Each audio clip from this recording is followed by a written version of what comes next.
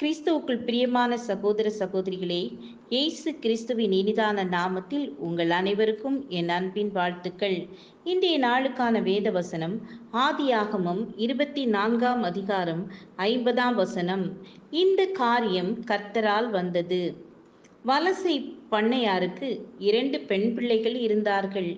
இருவரும் கர்வம் மிக்கவராக, பெருமை நிறைந்தவராக காணப்பட்டார்கள். அதே வீட்டில் ஒரு ஏழை பெண் மேரி வேலை செய்து வந்தாள். இந்த ஏழை பெண்ணிற்கு சமையல் நன்றாக தெரியும். பணிவிடை செய்வதிலும் உபசரிப்பதிலும் நேரம் தவறாமையிலும் சிறந்து விளங்கினாள். வலசை பண்ணையார் வீட்டிற்கு மேட்டூர் பண்ணையார் விருந்திற்கு வந்தார். மேட்டூர் பண்ணையாரை வலசை பண்ணையார் வரவேற்றார்.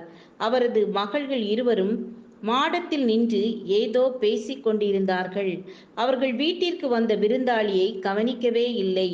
ஆனால் மேரி பண்ணையாரை வரவேற்று வீட்டிற்குள் அவர் வந்தவுடன் அவர் குடிக்க தண்ணீர் கொடுத்து மேட்டூர் பண்ணையாருக்கு நல்ல ஆட்டுக்கறி குழம்பு சமைத்து சுவையாக கொடுத்தாள்.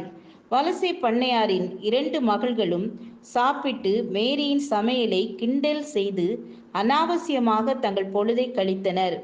1 வாரம் கழித்து மேட்டூர் பண்ணையார் தன் வீட்டிற்கு புறப்பட தயாரான போது வலசை பண்ணையாரிடம், உங்கள் வீட்டில் இருந்த நாட்கள் அருமையான நாட்கள், அதை மறக்கவே முடியாது.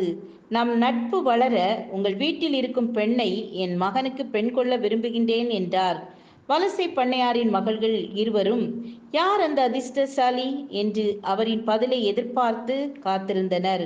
மேட்டூர் பண்ணையார், மேரியை என் மகனுக்கு திருமணம் செய்து வைக்க விரும்புகின்றேன் என்றார். ஆதியாகமம் 24ஆம் அதிகாரத்தில் ரெபேக்காள் எலியேசருக்கும் ஒட்டகங்களுக்கும் குடிக்க தண்ணீர் வார்க்கிறாள். தன் வீட்டிற்கு வந்து உணவு பெற்று பசியாரவும் ஒட்டகங்கள் பசியாரவும் ரெபேக்காள் எலியேசரை கேட்டுக்கொண்டபோது அவளுடைய உபசரிக்கும் குணம், கனிவான பேச்சு எலியேசரை ரெபேக்காள் வீட்டிற்கு செல்ல தூண்டியது.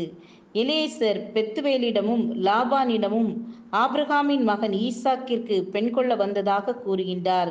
அப்பொழுது ரெபேக்காளின் தகப்பனும் சகோதரனும் இந்த காரியம் கர்த்தரால் வந்தது என்று சொல்கின்றார்கள். ரெபேக்காளின் உபசரிக்கும் கனிவான குணம் காரிய சித்தியாக மாறியது. இன்று நாமும் பிறரை உபசரிப்போம், கனிவுடன் நடந்து கொள்வோம். காரிய சித்தி கர்த்தரால் நமக்கு வரும். ஜெபிப்போம். ஆண்டவரே, இன்று எங்கள் வாழ்வில் காரிய சித்தி பெற, எங்கள் ஆவியின் கனிகள் பெருக, எங்கள் ஒவ்வொருவரையும் ஆசீர்வதித்து உயர்த்துங்க. இயேசுவின் நாமத்தில் பிதாவே, ஆமேன், ஆமேன். God bless you.